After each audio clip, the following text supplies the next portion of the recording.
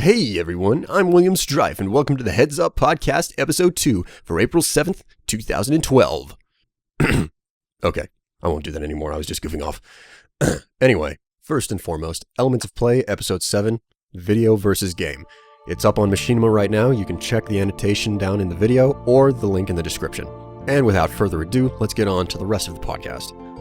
First of all, it's been 2 weeks since episode 1. I just want to say thanks for all of the support. The reason why I didn't do a podcast last week is because Elements of Play took a brief leave for 1 week. There's a delay in the scheduling and the way that Machinima orders the episodes from me and the way that they get them up.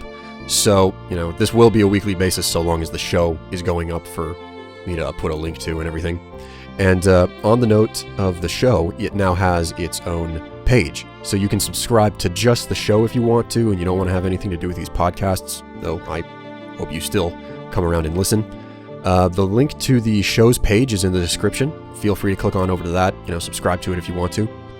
Alright, so in the last podcast, I brought up the fact that I'm interested in, basically establishing a conversation between myself and all of you, my viewers, or I guess you could say listeners in this case.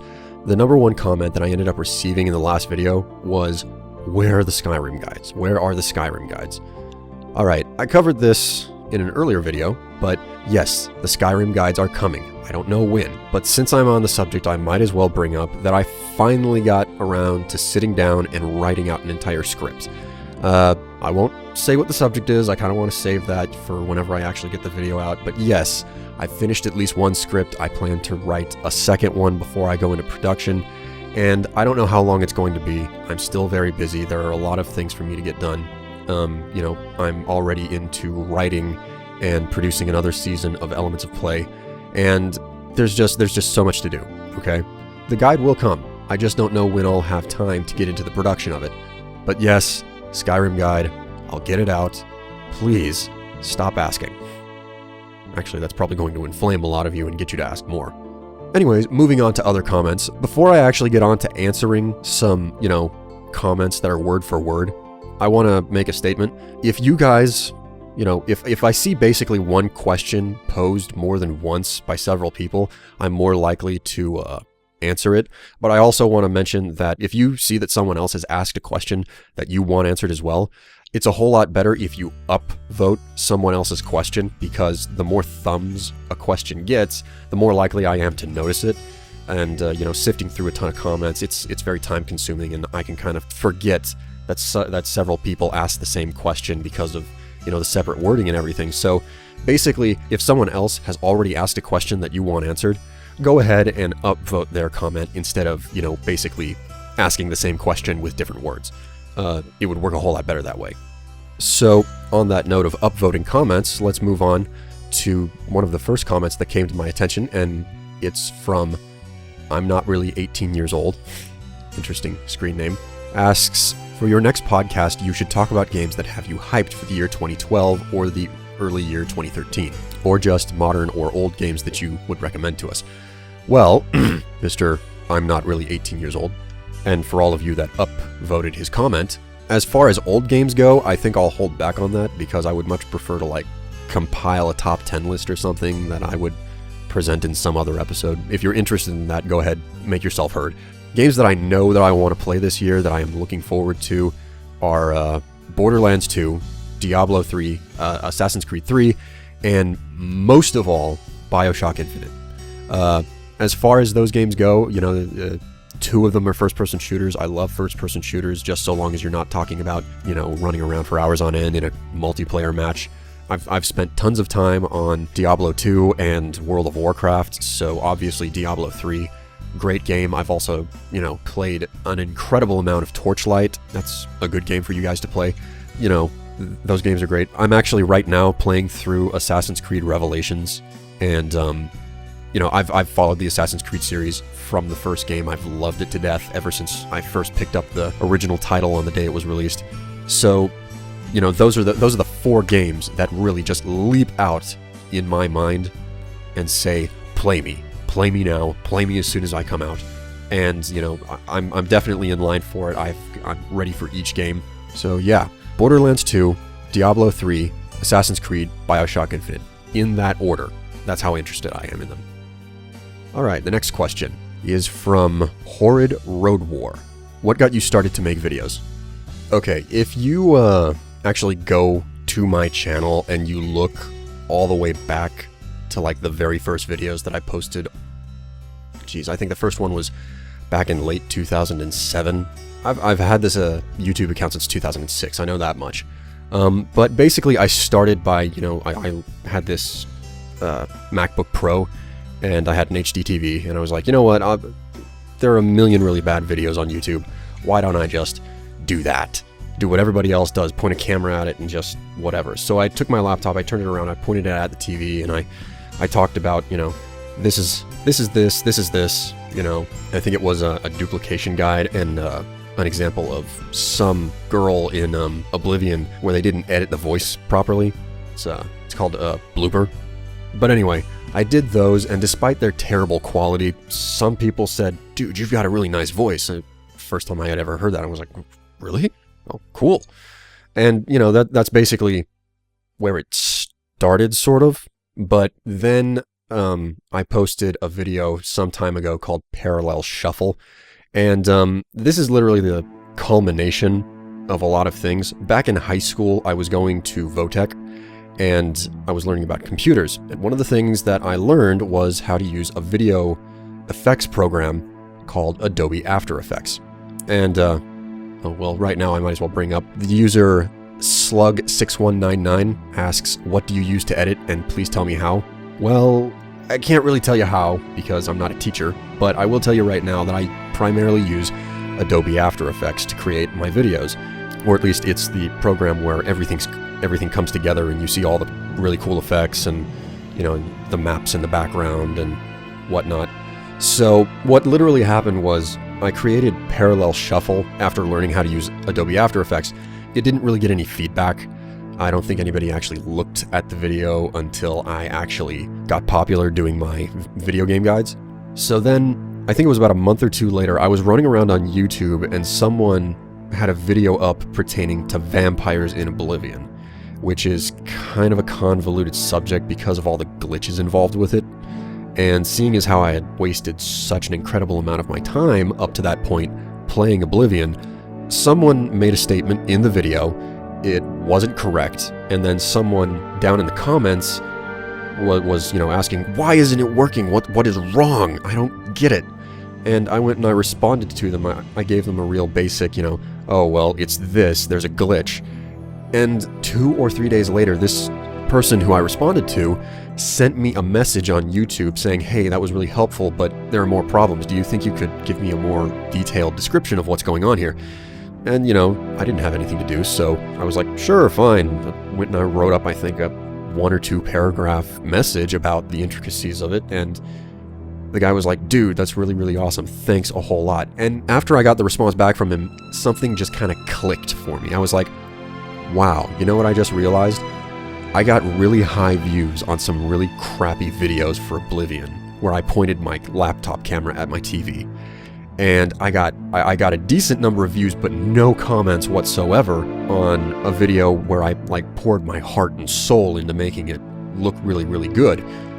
Why don't I just take the best of both worlds? I'll just make a video about a game that I know a whole lot about and put my video editing skills to it. Why don't I just hold myself up to a higher level or standard? And sometime in late April 2008, I put out a video called Oblivion Vampire Guide. And to this day, it is my most viewed video. It's literally what got me thinking in the direction of maybe, just maybe, I should start making videos on a regular basis or something along those lines. And after that point, it just kind of kept rolling. I did a couple of videos over Oblivion. I think I released 3 or 4 of them.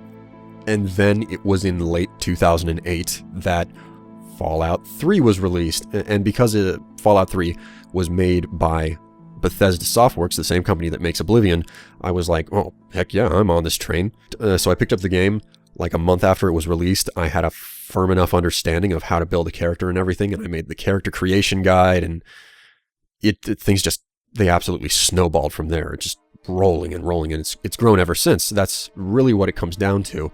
The pure chance that I got really positive feedback on videos that I find to be complete and total crap and not representative of what I can actually do, and then nobody caring about some random AMV that I made years back. It was just the chance event that I made some really crappy videos and people loved them because of the content, and then I made a really, really cool AMV that nobody cared about. So I put two and two together, and the rest is what you see uploaded to my channel now. Okay, the next question is from the Dirk Soul. I guess that's supposed to be Dark Soul. Nice way of getting around the spelling limitations. Can you tell me about how much time it takes to record the gameplay, then the audio, then the cool effects that I see in the video? Okay, this is a question that I'm going to absolutely revel in responding to, because pretty much none of you understand how much time it takes to make one video. It's quite simply put, a week of work if that's all I'm focusing on, which is the main reason why I haven't put any Skyrim videos out. It's because all of that time is actually dedicated to the show Elements of Play now. I don't really have a lot of time to do the guides anymore, even though I still want to do them. But let me back up a little bit and start from the beginning. The actual process goes as follows. First, before I do anything, I need a script. And a script can take a week to write. And it depends on what type of script it is. For the New Vegas weapon guides, I think one script I would spend close to 12 to 14 hours actually sifting through all of the raw data and numbers that are crunched in the game before I decided, okay, these are really the guns that I should cover. These are the powerful ones. And the big problem with the New Vegas gun guides is that the developers, Obsidian, they decided to alter the power of the guns as they were patching the game for various balancing reasons, and as a result, not everything that I chose to cover in the weapon guides are completely accurate anymore. They're still pretty well on the mark, but some guns, their power was improved, other guns were nerfed, but basically that's the process. It's just strictly working in a text editor, and I think that's what most people don't realize.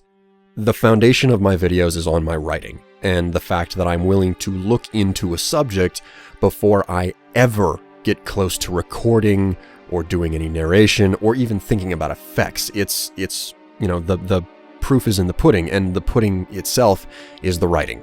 That is the most important thing about my content, the fact that I care about what I'm writing above everything else. Everything else is secondary. So content before presentation. That's paramount to why my videos are good, and, you know, the formula works, I will stick to it. But, you know, anywhere from 8 to 20 hours go into a script, okay? Because the system is I have to pour over the data, then I have to basically puke the data out into a text editor, and then once all of that data is there, I have to reread it over and say, okay, all of the facts are right. I have to double check my facts, and then I have to start rearranging all of the facts to make sure that they kind of flow. It's a system that literally goes, okay, here are the facts, now let me try joining all of those facts together. How can I write everything to be real nice? Okay, I need an introduction. How can I make a really interesting introduction to the subject? How can I make the conclusion interesting? How can I really, you know, jazz up the way that I present each gun, say, or how I move from one spot in the guide to another? How can that play into the way I'm going to edit this? How can that play into, you know, what visual shots I'm going to use? How am I going to edit it together? What type of music am I going to use? You know, it's a very intricate process, and the writing is, you know, obviously what I have to start with first. Like I said, writing is paramount. I have to be thinking about having a good script to work with before I do anything else. Once the actual script is written, you know, which takes roughly a week within itself, none of the fun stuff of playing the game, then I move on to capturing footage. But more specifically, I have to open up I have to open up a separate text editor. I literally have to write out a list of, okay, I need a shot of this, I need a shot of this, I need a shot of this, I need gameplay of this, I need, you know, I need an environment shot with the heads-up display off, and I write out a filming list, and I go through and I capture all of that stuff, and that can take anywhere 3 hours. That can take anywhere from 3 to 12 hours, depending on how much content I'm producing. For instance, with Elements of Play, I will spend an entire day sometimes maybe up to 3 days just capturing footage because I produce 3 episodes at a time with the Elements of Play show. And then after that's done, I take the written script and I sit down with my microphone that I'm using here and my audio recorder, and I read through the script and I record it and I listen to it. And if it doesn't sound right, or if I feel I'm not delivering it right, I just delete it. I just throw it right out the window. And a script of, I think 800 to 1,000 words are in a script on average for me. 800 to 1,000 words, that can take me anywhere from 10 minutes to record to 3 hours to record, because I'm a perfectionist. I have to get it right. I am not just, it's not just bam, bam, bam, bam, bam. I've got it right, straight through, no flaws. It's never that situation. I have to read and reread and reread. I mean, there are a few isolated incidents where I am on point, just I get it right the first time, but that's very infrequent that it ever happens. And then once that's done, I actually have to spend anywhere from 2 to 3 hours actually editing the audio, so it's all normalized. You can hear me throughout the entire video clearly. And then once that's done, I save the files out. So once I reach this point, the script is written, I've recorded the narration, and I have all of the footage. Then I move into Adobe After Effects and I compile all of the project files. And this also means that I have all of the images that I'm going to use and the maps. And I start putting the guide together. And usually, while I'm capturing the raw data, I'm actively thinking about how I'm going, what type of style and aesthetic I want the guide to have, what type of really interesting ways can I do the presentation style. So by the time I get into After Effects, I basically have a generic or pretty good idea of where to go with this. And I start literally just putting things together, and I could go on about what I do in After Effects, but that's a real dry, boring, technical subject that I will not bore any of you with. So once I'm in After Effects and I know basically how I'm going to design the video, I create basically a real simple template system where I front load all of the effects. It's like, okay, I know this is how the effect's going to look and this is how the transitions are going to run. And I make basically this template design and I duplicate that over and over for each section of the video. So, you know, if you look at the New Vegas weapon guides, it's basically the same thing over and over. I have an edit of the character I use shooting the gun, and then it pulls back with the gun to the left, and then the video on the right.